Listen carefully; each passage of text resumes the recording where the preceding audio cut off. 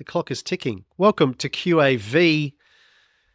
This is episode 809, TK. We're recording this on the 4th of March in the afternoon, 48 hours before Brisbane gets flattened by Cyclone Alfred. Alfredo, you gotta start calling it Fredo. I love you, but how could you do that to us? You broke my heart. You broke my heart. Well, I tell you who broke my heart this week, Tony. Lots of companies broke my heart this week, including HLO, but we'll talk about that later on. Yeah.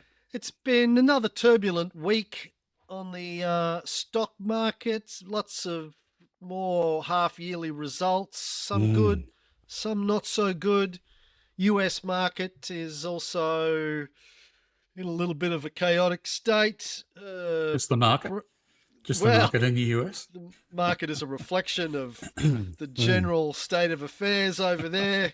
The market's going, hey, come on, will you sit down? Quieten down.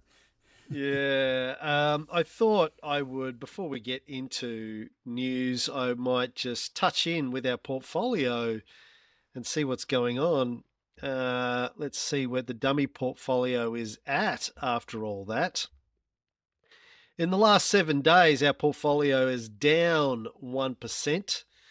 The STW is down about 0.6%, so everything's been a bit down. Where are we for this financial year? We're up 11% for this financial year versus the STW, which is up about 8.5%. So we're doing kind of 50%, maybe 40% better than the STW for the financial year. So that's all right. Can't really complain about that, despite everything. In the buy list this week, there were, for people who QAV club members, and they're like, what is going on with the buy list this week? I did have somebody email me after I put out the buy list last week saying, what are all these sheets and pages, and it's all so confusing. And I thought, well, maybe we've gone overboard with the amount of stuff we put in the buy list. So I stripped it right back to the bare bones this week. And then, of course, people complained that there wasn't stuff that they needed. So I'm going to try to find a hybrid. Look, I don't want to be doing stuff that people don't really need each week and aren't using. At the same time, if you need stuff, I want to provide it for you. So we'll try and find a nice balance in between the two. I like it the way it is, frankly. Well, yeah, but you don't have to do it, so, Right. it's so it's not because someone wrote to you saying simplify it. It's because well, if I can simplify it, and if I can do an hour's less work every week, I'm going to do it. I've got enough to do. No, I agree. I thought you were doing it via AI. I thought it was all coded now. It was automatic. The main part of it is, but then when I'm doing the commodity checks and I'm doing this and I'm doing that and new 3-point cells and there's other bits and pieces that I need to pull together, and it's a bit of finagling around, which I'd rather not do. Speaking of the commodities, the big one this week is iron ore became a Josephine and crude oil became a sell when I checked it yesterday. Didn't seem to impact my portfolio, though, so I don't think I was holding on to any oil companies for some reason. Looks like oil's been a Josephine for quite some time, so probably haven't been buying oil stocks. Do you have any oil stocks as far as you know, Tony? No, I don't. No. There you go. I think I did notice Woodside back on the buy list, but that's about the only one I can think of. Karoon's been on the buy list for a while, but I don't own it. Looking at the oil price, it's been declining since it peaked in May 22, early days of the now defunct Ukraine-Russian war. By the looks of things. I'm not sure if you're an optimist or a pessimist saying that. De-Trumped. It's been de-Trumped. Oh, de-Trumped, not defunct. De-Trumped. I said defunct, but now I'm changing it to de-Trumped. Yeah. Well, maybe it's been trumped and de-Biden. I was going to say, hasn't been de-Trumped. Yeah. His fingers are all over it. Let's not get sidetracked into that whole can of worms. So yes, crude oil's a sell, but it doesn't seem to have an impact on our buy lists anyway. But if anyone does hold any oil stocks for some reason, You might want to pay attention to that. What else did we have on the buy list of note this week? New stocks entering the buy list this week was Karoon Energy, but it's a crude oil stock. Dusk Group, Yancoal, but coal is a sell as well. Fleetwood Limited, I had a look into them. They're a weird one. Ramelius Resources, that's good. Gold's a buy. Southern Cross Media Group, Woodside Energy, as you mentioned. I've got that as a buy because I think it's primarily Gas. LNG. Yeah. Gas, yeah. And trying Outweighs very the crude hard to oil. expand its LNG. The government's holding up its 5-year renewal or Our 5-year old extension. friends, our old friends Adares were back on the buy list this week, but I went to buy them yesterday for the light portfolio and they were having a down day, so I didn't end up picking them up. Haven't checked where they're at today. Perseus Mining back on, Rice Growers back on, and G8 Education, who I think you did a bit of a pulled pork on not that long ago. Last year. Yeah.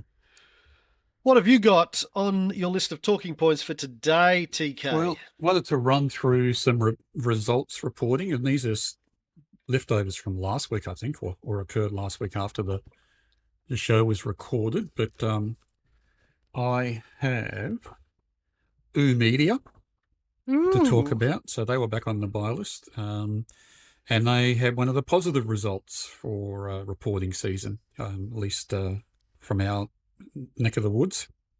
The Fin Review reported shares in outdoor advertising group Media jumped more than 15% yesterday after the company said revenue in the March quarter was so far growing at about 14%. But as the media industry thrums with the excitement of the $2.7 billion bid for Domain by CoStar and its implications for Domain 60% owner Nine Entertainment, we couldn't help but notice this graph from Media's presentation predicting hard times for traditional media, except, of course, for outdoor advertising. That was in the closing bell. I had a look at it just before we came on. I think it's this morning, it's just below its buy line in the Breadolator. Can you confirm that for me? Thanks. I was looking at the Breadolator this morning. I'm not sure if I've adjusted something, but I Checking did now. a double take. It's OML is the code. It was called OOH, but they've changed. No, the Breadolator is working for me again.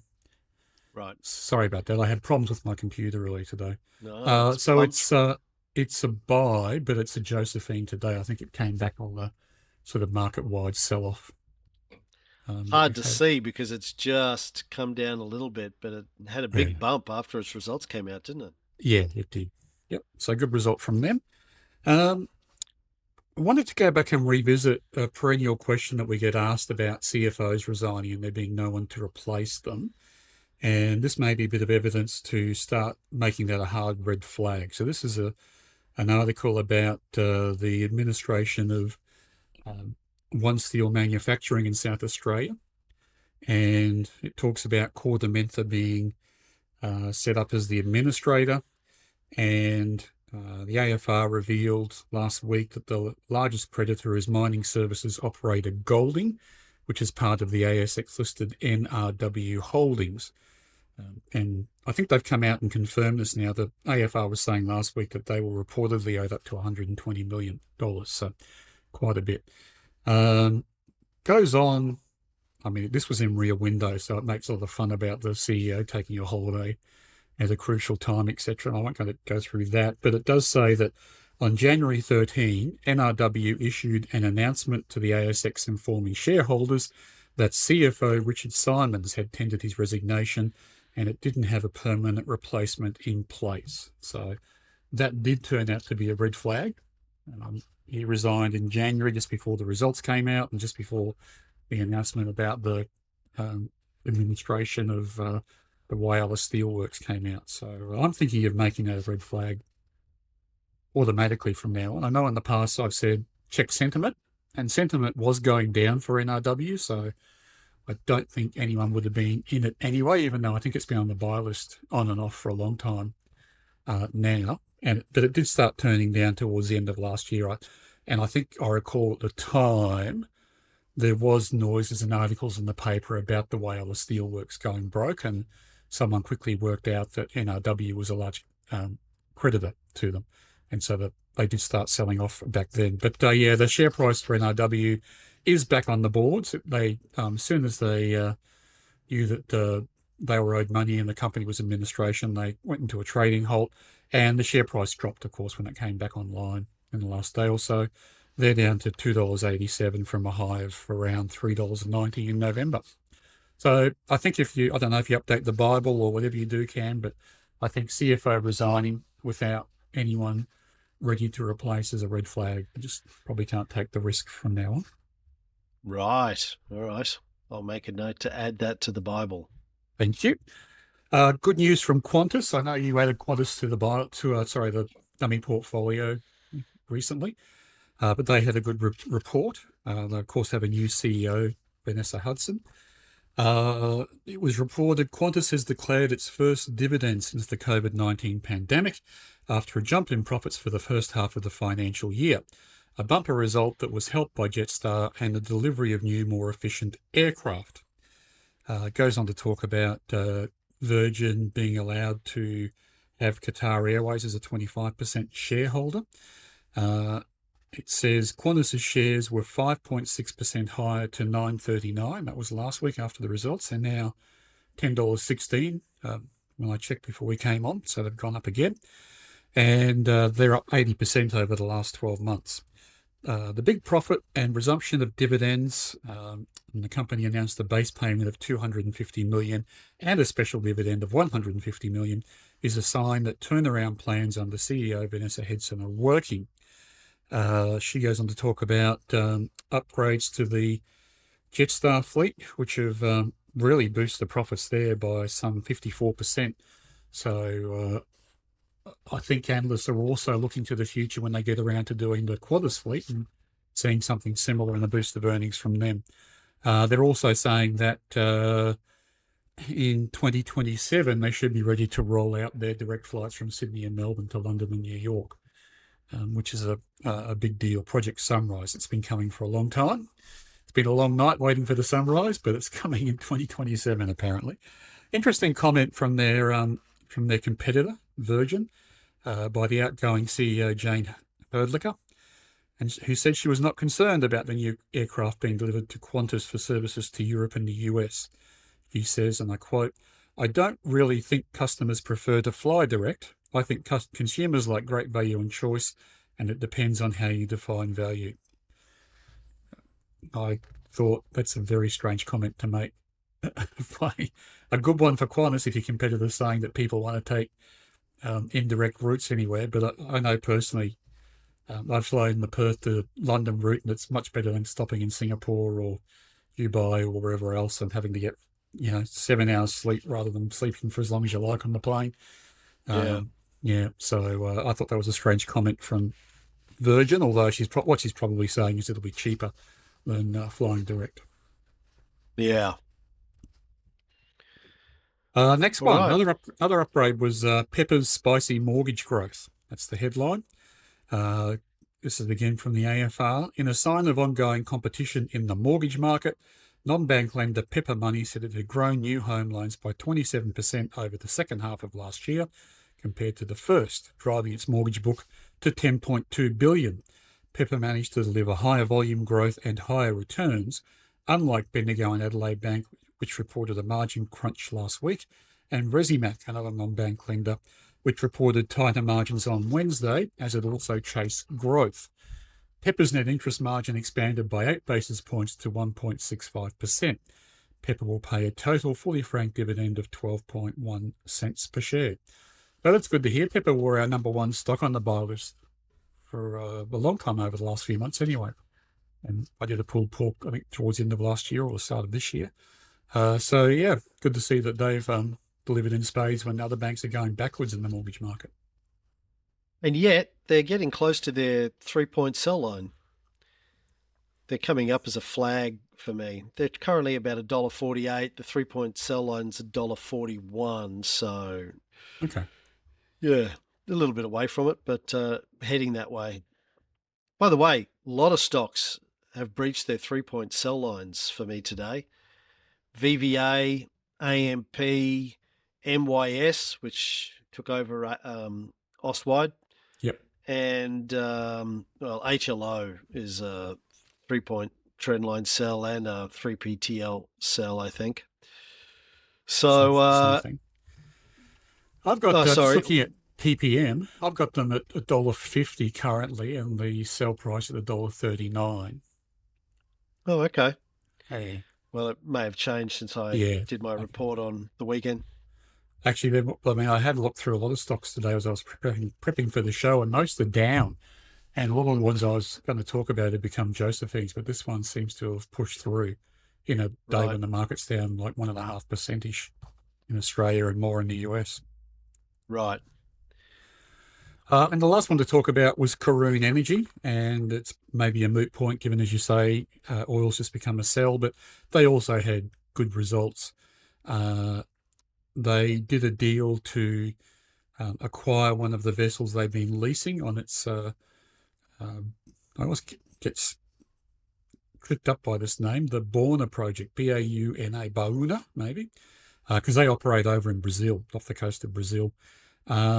But they've acquired one of their boats. They believe that will be a good thing for them rather than leasing the use of the boat.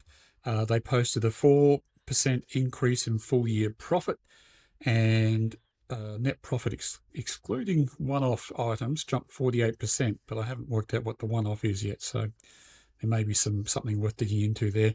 Anyway, sales surged 88%. That's probably the big one to focus on. They've declared a final dividend of 5 cents per share. And they said that the acquisition of the production vessel should improve the reliability of output from the Bauna field and lower operating costs, so the field can continue to operate well into the 2030s. So good result from them as well. I think the Bona project came after the Born Identity. Then it was the Born project, and then the Born. What came after that? The Born something. Born Back again, again. be Born on again. again, be on again. Yeah. Yeah. Oh dear. I mean, I had a chat with Chairman Mad a couple of days ago on a few issues, and I raised with him that this was a very strange reporting season because we're getting shocks and surprises on both ways, upside and downside, but particularly on the downside. And he also agreed with me that there should be the company is required to make an announcement if they believe their earnings are going to be outside of a 10% range from what the consensus forecast is, and that's clearly not happening.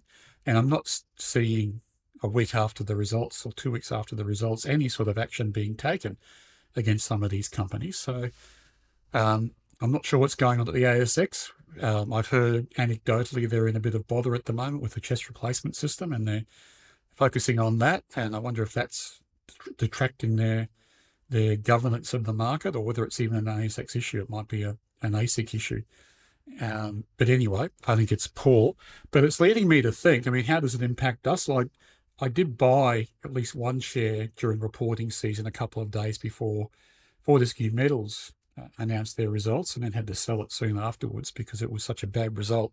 The shares dropped below the sell line quite quickly, which was disappointing. And it's always been my policy up until now to buy independently of where we are in the announcing season, because it's a coin toss, I guess, without knowing what the results are. Are they going to go up, or is the share price going up, or is the share price going down? And given that we generally pick 6 out of 10 right, it's kind of always been okay overall to buy before a company announces. But I'm now thinking I'm not going to do that because I just can't take the risk of in the past, I think corporate governance has been a lot stronger, and certainly companies have been pulled up and have made a much stronger appearance in confession season if they are going to report a downgrade. That just hasn't happened this year, which I think is wrong. And if that's going to be the way the market is allowed to operate, then I'm just not going to play in reporting season. So it's a moot point now. Reporting season is over. We're recording this on March the 4th. But I think I'll just keep it in mind for 6 months' time when we go through it all again. So, how close to the results coming out do we put a freeze on buying stocks then?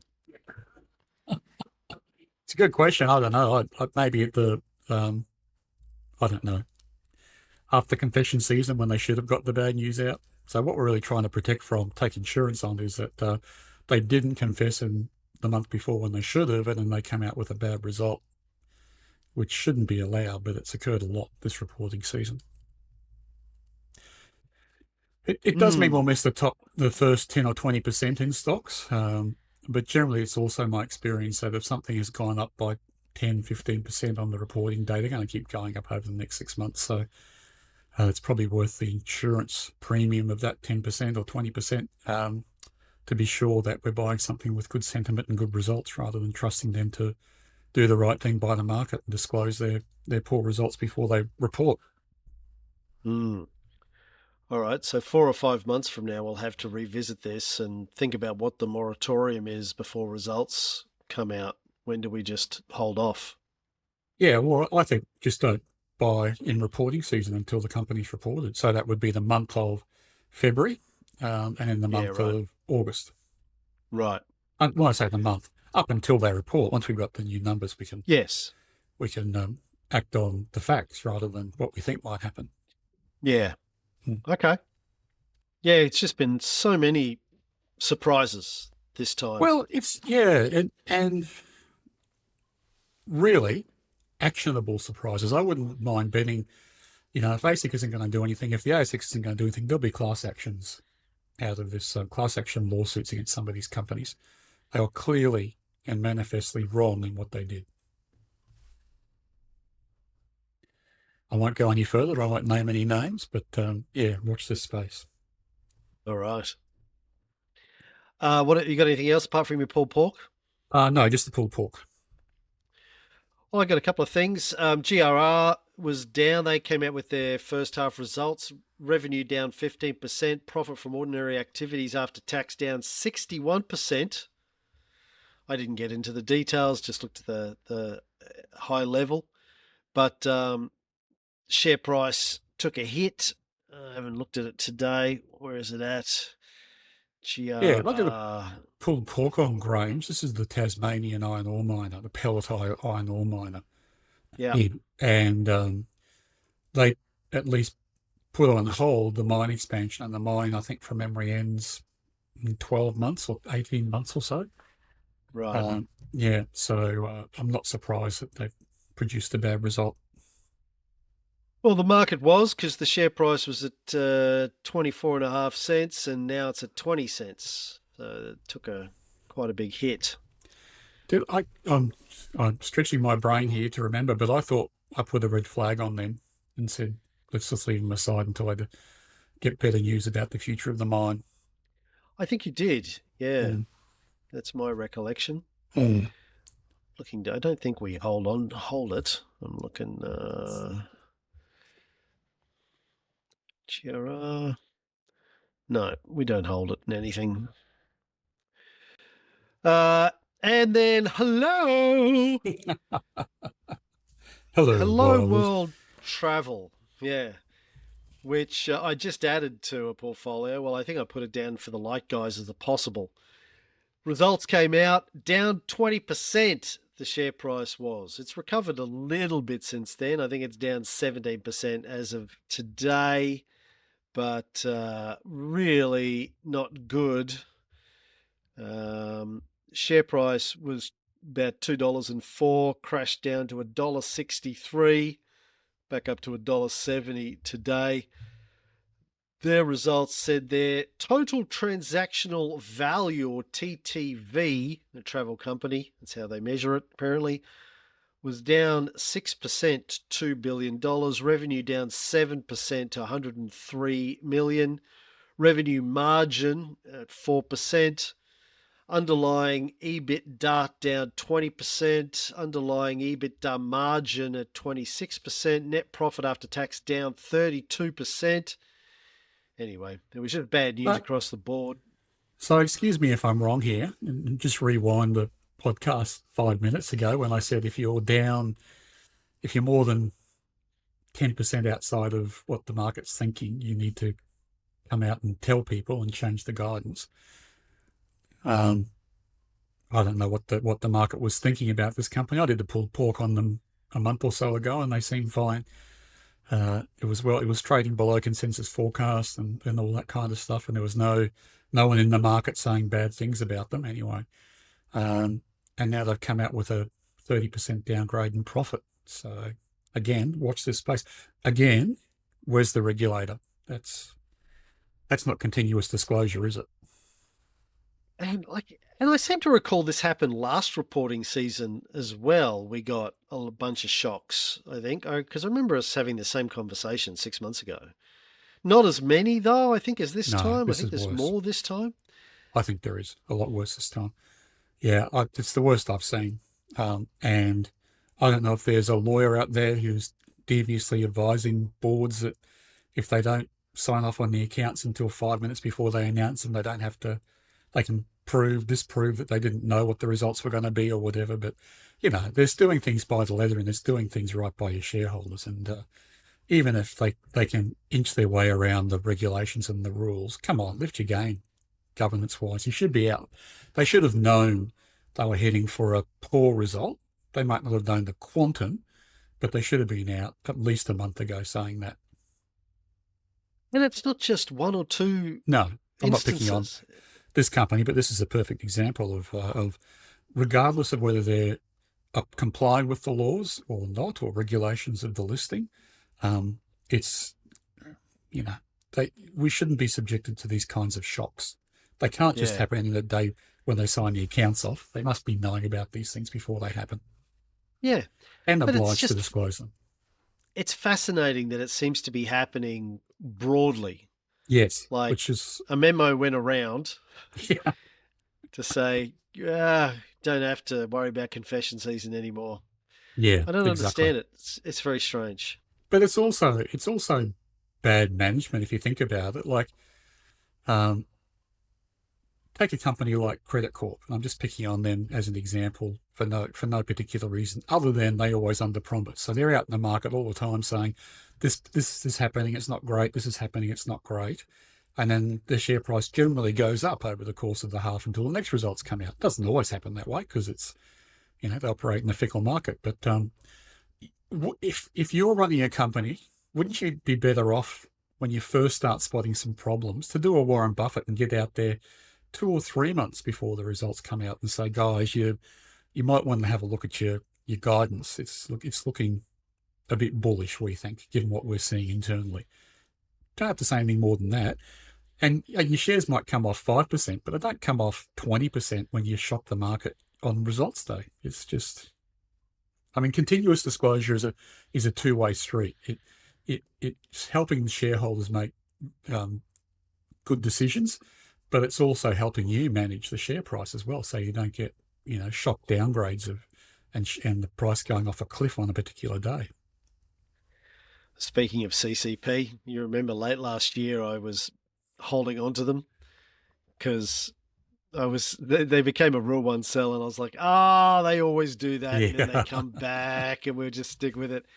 I ended up giving up, and I sold them in Oops. November around about $16. Uh huh. I just thought I'd go and check and see where they're Oh, at. you did the right thing. Uh, yeah, they're at $14.80 today. So yeah, they Looks like they did became a 3-point trend line sell around the time you sold them anyway. well. I sold them November. Then as soon as I sold them at 16, they spiked up to 18. No, Bastards. And then they sank in December down to 15, went back up to 18 in late January, and now they're down at 14.85, as I said. So it's been a bit of a choppy ride for them. mm. Yeah, I would have sold them eventually anyway if I'd held on another month or two by the looks of it. A couple of other things from the Hello World result I picked up on. It was red ink across the board in the industry, so Flight Centre were also down.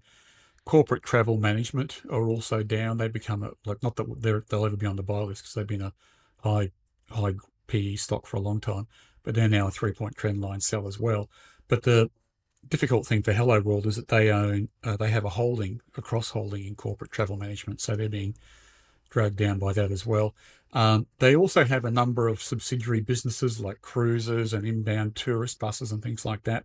And one of them, which hasn't been performing for them, which was is a company that lugs gear around for shows and touring bands and things. They're putting that up on the market, so that may lead to a windfall gain. Possibly not, but at least it'll clear the decks of that ongoing drag on their earnings going forward. It was a fairly common refrain from Flight Centre, from Hello World, at least other players in the industry, that they did expect that it was short-term pain this half, and it was a cost of living thing. There's apparently an oversupply in the Southeast Asian market for flights, and fares are down, and they expect things to get better in the second half. Now, take that with a pinch of salt, I guess, because they would say that, I guess, but they have all been saying that, so there's probably some element of truth in it for whatever it's worth. Right. Well, that's all I have. Do you want to do your PRN now? You had a couple of questions. You want to do those? Because one of them was about Oh, PRN, I think, or so it was. yeah. Chris says, I didn't fully understand TK's comment on this week's podcast re PRN's cash flow and actually think it's a potential red flag. PRN defined free cash flow as net cash from operating activities after interest, tax, and capex. Free cash flow for the first half of 25 was 11.8 versus 8.0 in the prior corresponding period. I've never heard of a company manipulating cash flows from operating activities to look worse, and as TK has previously said, it's the hardest financial metric to manipulate. The reason why I see it as a potential red flag is due to the size of the amount that was expected but not paid. 42 million is pretty significant when they've only generated 150 million in net cash flow, and could raise a red flag in relation to the client's financial health and therefore potential losses for PRN. Cheers, Chris. Yeah, Chris, I do have some sympathy for what you're saying, and certainly in general, if late payments are getting worse, that can be a red flag. If someone is a large creditor, and I'm thinking just like NRW with the way all the steel works, and they go bankrupt, you don't get that $46 million back or whatever, where you get cents in a dollar back for it. So it is a concern. I'm struggling to, given this is a $1.2 billion company, I'm struggling to find much coverage of it, which surprised me. I ferreted around their website trying to find out who the creditor was, or what was some more detail behind it, and I couldn't find anything other than I listened into one of the presentations they had on their website for the results, where the managing director said it was paid days into January, and seemed to brush it off as being business as usual. But that's commentary. He didn't provide any details about whether it was going to happen again, whether they were worried about that supplier or creditor, or anything like that. I agree that it's hard to manage operating cash flow, and perhaps that's why they had to report it in January and not in December. So that's a possibility. I'm not calling it a red flag yet, and I own the stock. The stock has recovered quite a bit since it reported the news. But yeah, it's something to watch, and I might even try and reach out to Alex Hay or someone like that and find out if he knows what's going on and report back, because I did a fair bit of research on it this morning and there was just no coverage of it anywhere. I did note that I think it was Simply Wall Street came out and said that the shares were down because the company missed its earnings guidance, so that common problem again appeared to raise its head again. That they were the only people saying that, and if I looked at Stock Doctor, didn't seem to be that much evidence to support that, so I'm not sure if that was the case. I think the sell-off in the shares was around that late payment of the significant amount, which the MD is saying was only a couple of days late. So, look, Toby, I have some sympathy with what you're saying. The other reason why I'm not treating it as a red flag is that they did come out and continued to confirm their guidance for the full year. So they did say that even though the payment by that creditor was a couple of days late, it doesn't change the outlook for the cash flow that was announced for the full year. So it was only a half by half thing. But yeah, something to watch, and I'll keep doing some research on. I didn't really understand Chris's suggestion about companies manipulating cash flows from operating activities to look worse. Was there a suggestion? I can't remember what your comments were on this late last week, at the end of the episode last week. Were you suggesting that they had pushed that money out into this period deliberately? Not sure I was suggesting anything. One of the hypotheticals I was talking about was when I was running businesses, you could do what's called a sundry debit and bring that payment into the half that it was incurred and would have normally have fallen in if you were confident you were going to get it a couple of days late. Oh, that's right. And Yeah. therefore the books would all tidy up and it would look fine. So that led me to think that one of two things was happening. Either they weren't confident they were going to get the money, which is a red flag, or hypothetically, management may have made its targets this half and decided that they would sandbag their results for next half and make that look better by letting it slip into next half and boost the numbers for next half. So that's probably a bit cynical of me. But yeah, it just seems strange to me that unless there are special rules around operating cash flow, but certainly, when I was at Coles Myer, for example, when I was at Shell, if you knew something was outstanding and it was going to come in next month, but it related to this month, you generally raise a debit or a credit in the book. So it would be an income for this half, and it would be a cost in next half when the money came in, which would balance it all out the way it should be, as expected. Because, things happen. People do. It was January, the first week in January when the money came in. It's quite possible the company that was owing the money was on holidays over the Christmas shutdown period. So, but that's the problem. And with continuous disclosure, they've called out what's happened, but they haven't told us a damn thing about it, other than not to worry. And of course, that makes you worry. So it's not good. And I just wanted to point out one more thing in what Toby was saying is that I talk about operating cash flow, which is different to free cash flow. So just to get the terminology right, we're talking about operating cash flow, and it does flow into free cash flow in this case, so I get that. The reason why I prefer operating cash flow is because it is harder to manipulate accounting-wise than free cash flow. Now, most analysts would focus on free cash flow, and Warren and Charlie have always said to focus on free cash flow because free cash flow is operating cash flow plus anything you've had to pay out in the way of capex or amortization, or when I say pay out, taken as a provision for amortization and depreciation. And that's where the issue is for me. It's that taking of non-cash provisions for amortization and having to wade through management comments on capex, which generally go along the line of, we had to spend more than usual this year on replacing the graders in the mining pit. And you have to go and do your own research to find out whether that's accurate or not. And you start to get, many companies that have done so much of that they basically produce two sets of accounts with abnormals and abnormals in. And you just go, this is just, accounting is meant to help you, not make it more opaque. So I go up the accounting pages, up the accounting ledger to operating cash flow, and I can make an assessment on whether the company's providing enough for depreciation or capex or not, if I need to.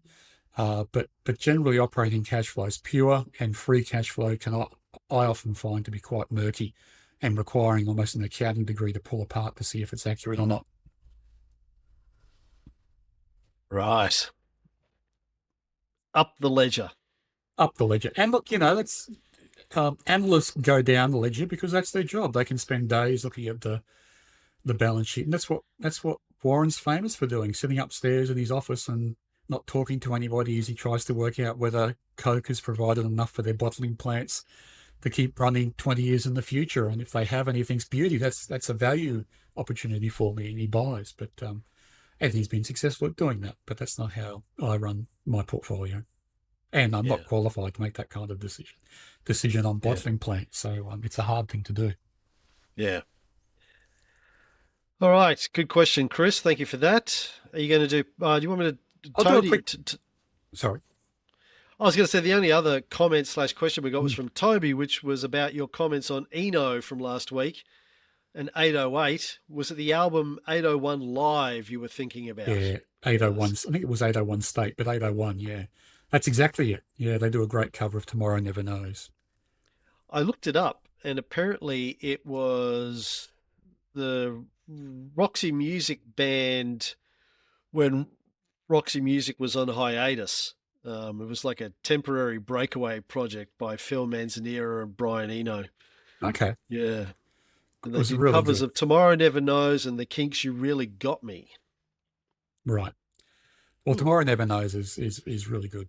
But thanks for that, Toby. I went back and listened to it again too. It was great. Okay, so PRN. Continuing on with Parenti, and I'll try and just whiz through this because we've talked about it a couple of times now. Um, it's a large ADT stock of some 2.5 million, so it'll suit most large or most portfolios for listeners. I own the stock. I'm still up. Well, it was 13% last week when I did the pulled pork after their results, but it's gone back up again now, so it's probably up more like 20% since I bought it. Last time I did a pulled pork on this company, they were going through the acquisition of DDH1, and the DD and DDH1 stands for Diamond Drilling. And Parenti is a drilling company, one of the world's largest. And DDH1 was on the buy list when it was around on the ASX. So Parenti has turned into a bit of an aggregator of drilling companies and mining services companies on the ASX over the last decade or so. Their website says we are an ASX-listed diversified global mining services group with businesses in contract mining, drilling services, mining support services, and technology solutions. The group was founded in Kalgoorlie in 1987 and is today one of the world's largest mining services companies, providing surface and underground mining at scale. They have 10,500 employees. They are operating 100 projects in 10 plus commodities across 12 countries. They have a number of brand names, so they don't necessarily brand everything Parenti. People may have seen or heard of the Barm Minco brand, which is one of the companies, again, that was listed and they acquired during the course of their life. Barminco is one of the world's largest hard rock underground mining services companies with operations in Australia, Africa, and North America. Parenti Drilling Services is one of the world's largest drilling services contractors globally, with the experience to drill the deepest and most complex holes in the mining and exploration industries. Parenti own and operate under the brands of DDH1, Swick Mining Services, Ausdrill, and Strike. And I think all of those were on our buy list in the last 5 years, listed on the ASX, and Parenti saw as much value in them as we did and swooped them up. So that's them. They also have a technology division called Idoba and Orology, and they use their knowledge to plan and improve efficiencies at mine sites through their technology offering. Latest results. So last week, when the day of the results, the share price was down 18%. That was down to $1.12. This morning, when I had a look, they were back up to $1.30. And pre-results, they were at $1.40. So they haven't quite recovered everything they dropped, but they're getting back there. They never became a Rule 1 for me or a 3-point trend line sell the whole time. So they were far enough in advance of their sell line to just enable me to ride through this. They're an ASX 300 share. They reported a 6% increase in revenue to a record 1.73 billion. They had a 3% lift in EBIT, and what else? They did call out a fall in net profit to 64 million. So that's probably what Simply Wall Street was talking about.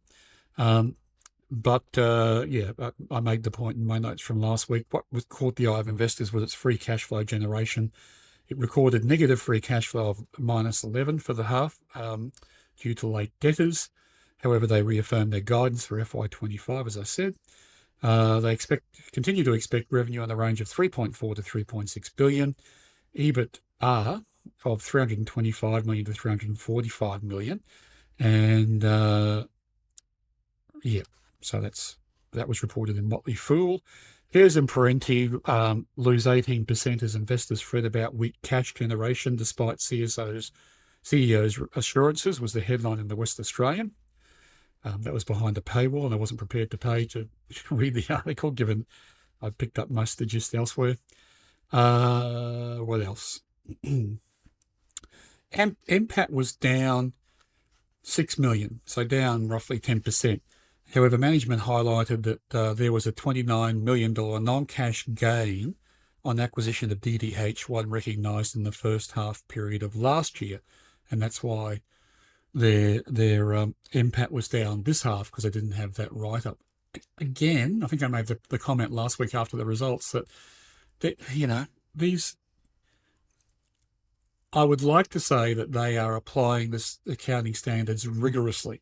So what happened last year was the DDH1 acquisition worked out better than expected, so they made more money from it, and therefore someone said, well, we only paid this for it, we should really write it up on our books. And so they increased the equity value of or the asset value of DDH1 on their books. That's something that you rarely see in corporate land. Why would you do that?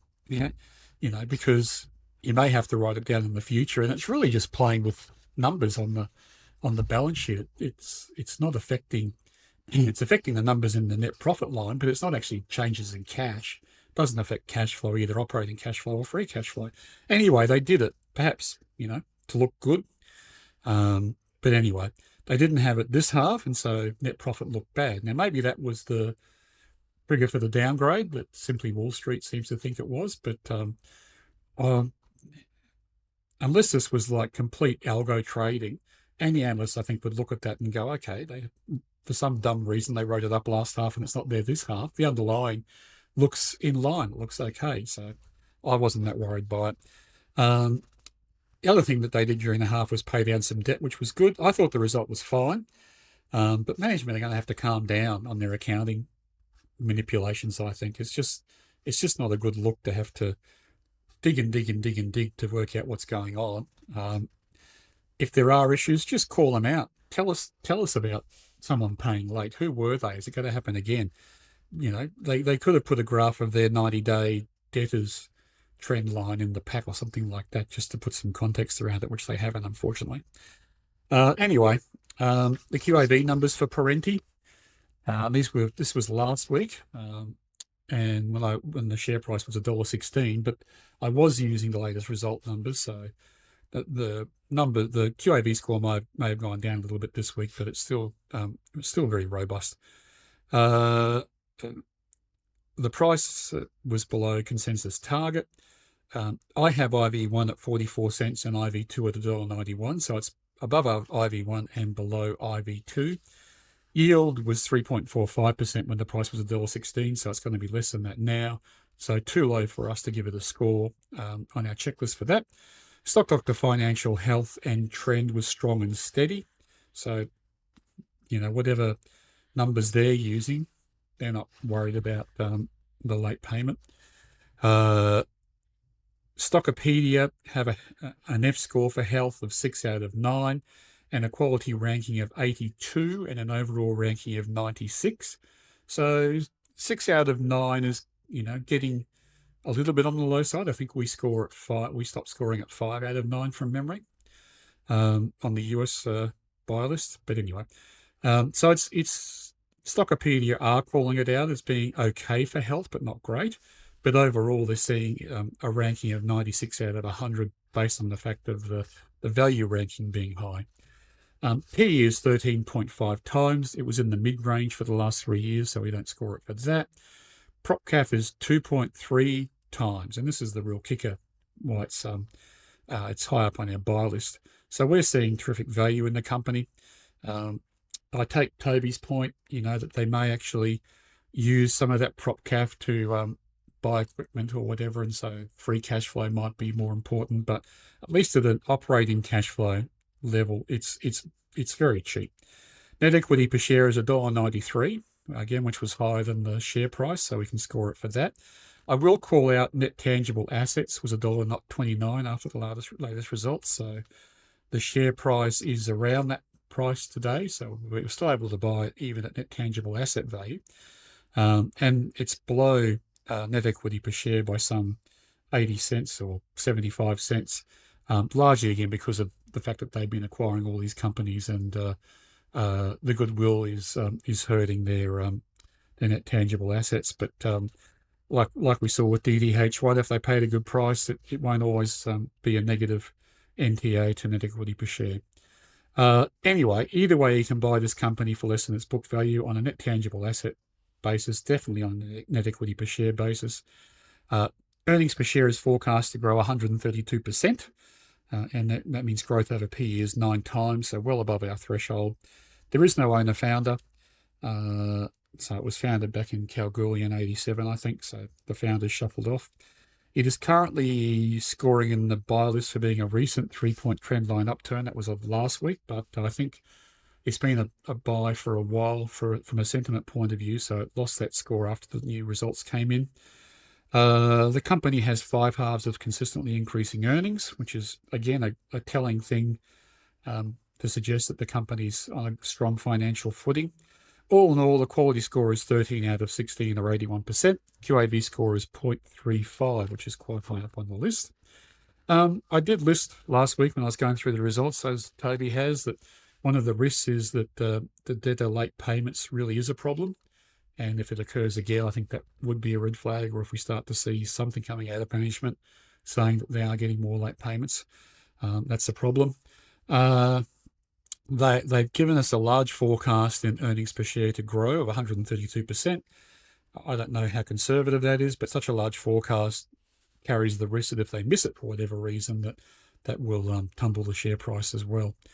Mining has been strong, not so much in coal, but iron ore recently, I think, turned into a commodity buy. It's a Josephine, I think, today. And gold strong. So mining is pretty strong at the moment. So even though there's a risk in the future that it turns down, it's pretty good at the moment. On the positive side of things, great prop CAF price ratio. Debt payments are down, and they're continuing with their buyback, which is always a good sign. And in the background, working to put that into the buy list in some shape or form. So I think that's a good thing too for them. Thank you, Tony. PRN. But have a look, do your own research, debate it with me like Toby has, and make your own mind up. And if you are out there and your stockbroker has done a research report on them, ask them what they think of that late debtor problem. They may have some more research which we never got to see or hear. And the interesting thing too is I went through the management call on the announcements on the results, and they cut it off before questions were taken. So I thought that was interesting as well. Who are they, Donald Trump? Other conspiracy theory. I hold them in a few portfolios. One of the light portfolios, bought it back in May 2024 at $1. It's up 29%. We added it to the dummy portfolio about a week later at $1. It's up 31%. I added it to my super 6 months later, November at $1.21. It's up 8% since then. So yeah, it's had a good run share price wise in the last year or so. Yeah, look, I think it's a good company. But please don't take my advice. Go and do research and have a look at it yourself as well. I'd be interested to know what's going on with, like, when these results announcements come out and the share price moves so much straight away. It's either analysts forming a very quick opinion, or there's some kind of algorithmic trade going on, which is, running through a summary of the results and going good, bad, good, bad, good, bad, buy, sell. And, without having the proper management context, which is management's fault, not the AI's fault. the shares are being tossed around. That's Mm. one explanation for it. I'm not sure what happened in this case, but it's been a strange one, I thought. Mm. All right, TK. Well, that gets us into after hours. What have you been up to this week? Been busy going back and forward to Melbourne. Went up on Thursday for Alex, who's had an art show opening. So even though she's got a full-time job now, she managed to do a bit of a side hustle. And uh, before she got the job, she had spoken to a wine bar owner in South Yarra who agreed to put their paintings up on the wall and sell them for her. So Alex and two of her friends put in 3 paintings each and had a launch last Thursday night at a place called Moon Noir, Munoir, on High Street, just near Chapel Street. Lovely place. We went there for the launch. Then Alex sold a painting on the night through one of the locals who was in there having dinner. Liked it, liked what they Wow, saw, and bought one. So she's chuffed. that's exciting. Great result for Congratulations, her. Alex. Yeah. Yeah. What was the painting of? Uh, so when Alex and I went to the Tom York concert at the Sydney Myer Music Bowl, on the Hmm. way out, this was at 11 o'clock at night or whatever, she saw a tree which had a light on it in the Botanic Gardens. She took a photograph of it with a sort of cloudy background and she painted it. She's always doing that. She'll be walking around talking, and all of a sudden she'll pull a camera out and zoom in on something and take a photo. And it's, I've got to say, when I look at what she photographs, I go, oh yeah, that's actually a really interesting way the light is playing on a tree or whatever, a building. So yeah, kudos to her. Yeah, Oh, that's fantastic. Good for her. yeah. And then we had the horse sales. I think they're wrapping up today for the Melbourne Inglis sales, and I had a couple of colts go for sale, and I was a bit disappointed in the results. So um, that may be a red flag for the economy. Oftentimes, the way horse sales go is a bit of an indicator, but it's also this will be the fourth or fifth sale I think for the year. So sometimes the market just runs out of steam. But look, we sold 2, bit less than what I was hoping for the second one, and a bit more than I was hoping for the first one. So I'm a little bit behind budget. Probably won't be buying another horse this year without the cash injection I was hoping for, but we got them both away, so that was good. And we had a nice function. Lindsay Park, who trained some of my horses, invited Jenny and I along to a cocktail reception, which was nice. We got to talk to people that we know and have a few canapes with them. That was good to catch up. Of course, they're trying to sell the horses they bought to us, but they're pretty low key about it. They're a good bunch. But that was fun. But yeah, another trip up to Melbourne. And then Bethleck ran 3rd in a race last Thursday. Pretty close, actually. It was unfortunate that he didn't win, but I think he's got to win in at some stage in the future. So yeah, a lot of horse activity, horse business activity over the last week. A lot of Very commerce. good. Yeah. Well, as I told you off air, Chrissy and Fox and I have all been sick with the cold or a flu or something over the last 3 or 4 days, so we haven't been doing much. Didn't even train on Saturday. We were too sick to train. Or Fox did. Chrissy and I didn't. But that gave us a good excuse to sit down and watch a Bollywood film over the weekend. Oh, So we watched Ramjane, a completely bonkers Shah Rukh Khan film from ooh, Black Betty, 1995. Ram, that Ram Jan? Ramjani means God knows. It's a story of a baby that's found in a dump truck. It's abandoned. He's raised on the streets, becomes a gangster, takes over a gangster organization, and played by Shah Rukh Khan in the early part of his career when he was trying to be a bad guy slash action star. And then in the same year this came out, 1995, he made his first big rom com, big one, Kuchi Kuchi Hota Hai with Kajol, which turned him into the biggest sort of rom com star in Bollywood, and his career went down that path.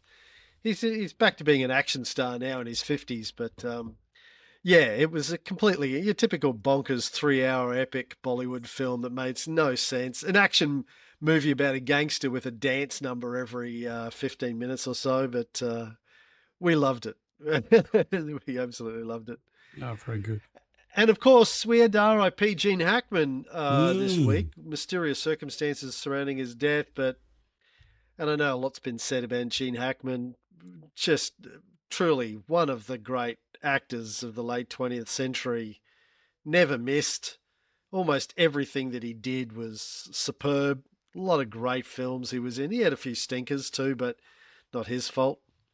But last night I was looking for something to watch and I found the Poseidon Adventure, which I don't think I've seen since I was a kid. Hmm. And I got about halfway through it last night before I had to crash. But oh my God, I was loving it so much.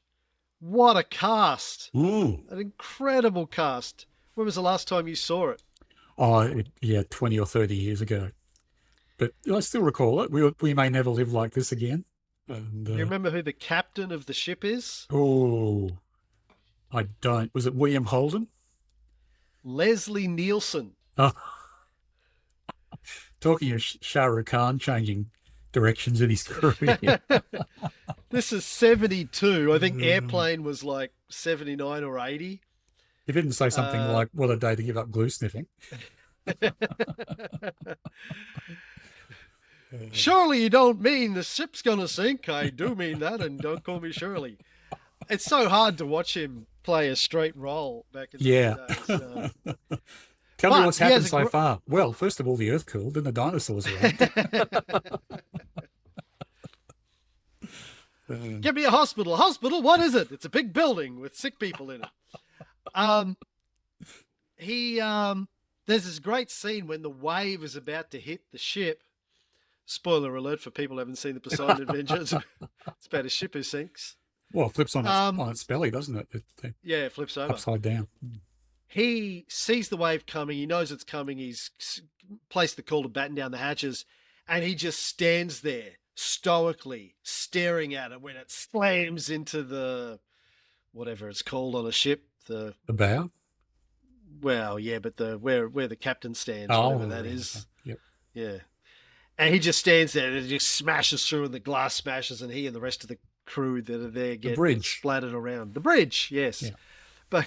but he's just standing there stoically, just staring it down, not flinching while it slams into him. It's a great scene. He's in it. I mean, Ernest Borgnine, who's the Right. cop that's married a hooker that he arrested 6 times.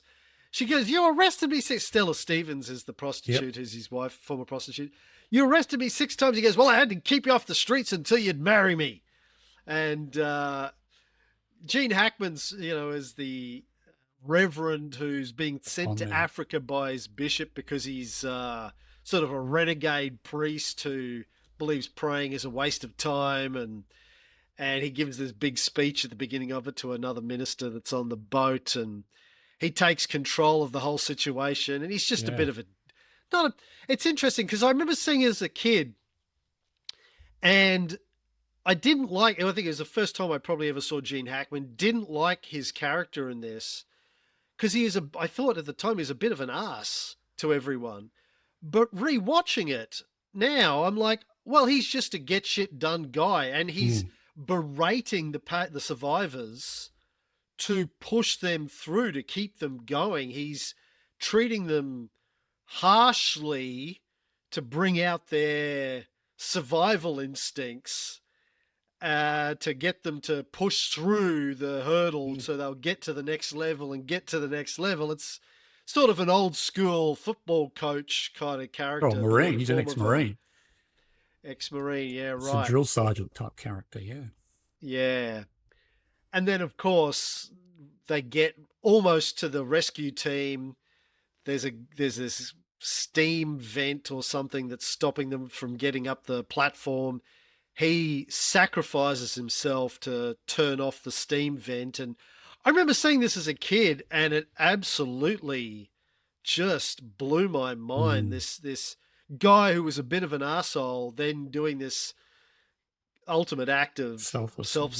selflessness and self-sacrifice to save the rest when he can see the rescue crew Mm, 20 meters away, but he just, without blinking, without batting an eyelid, he gives up his life to save the rest.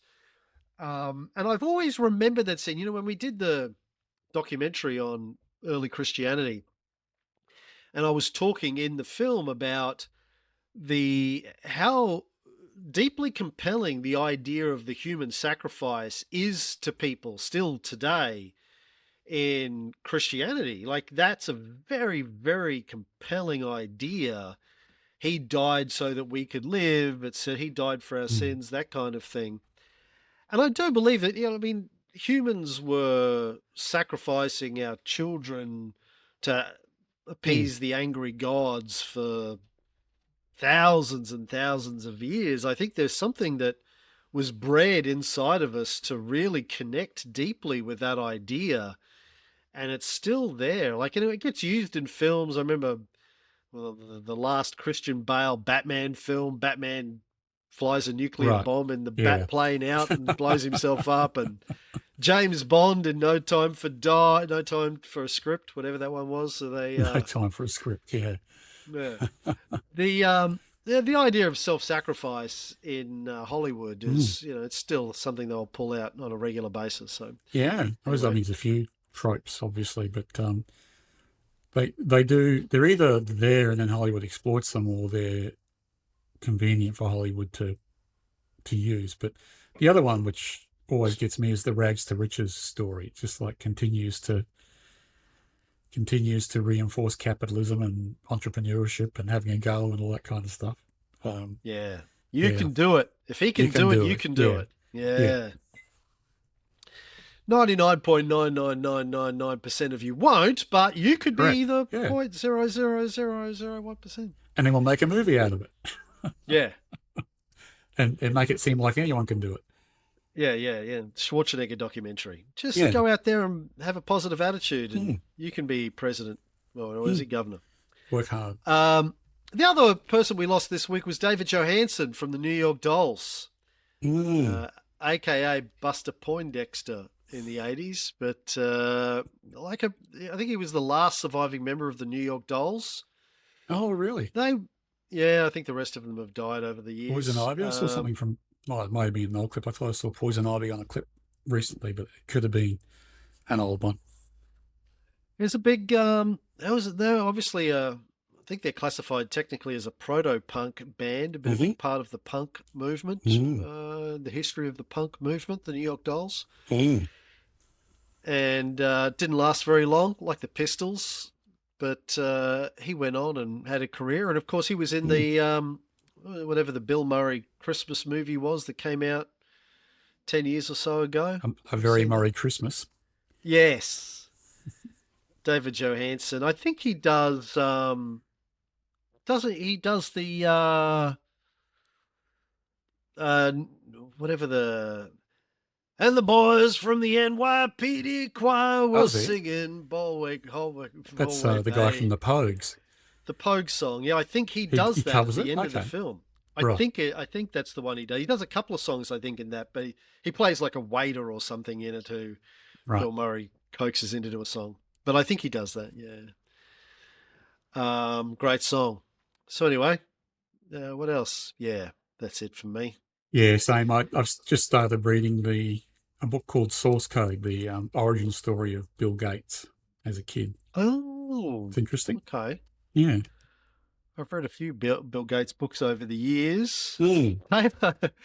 Taylor was he made a couple of trips last week. My son Taylor was in Sydney and Melbourne. He was speaking in front of Meta and Fujifilm. He's flying somewhere else tomorrow, I think, to speak at something else in Sydney. He's the man of the hour now. They're flying him Wow. everywhere to speak at things. I said, you're basically doing the job I was doing 25 years ago when I was at Microsoft, flying around and talking about the internet to corporations. Now you're doing that job basically, but you work for yourself, which is much better. But he said he had two bad Uber drivers, and he got two MAGA Uber Sure. drivers in one day, one at 6 o'clock in the morning, and one at 9 o'clock at night.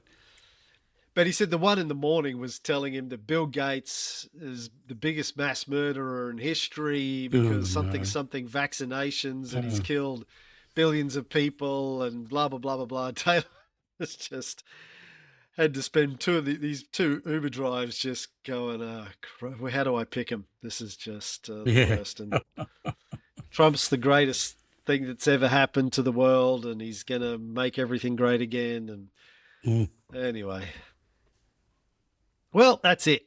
Now you and I are going to go off and record a US QAV we are. somehow. See I how that woke up this goes. morning and I thought, beauty, I've got lots of stuff carried over from last week. I can just Yeah, spend a little bit of time, cruise through it.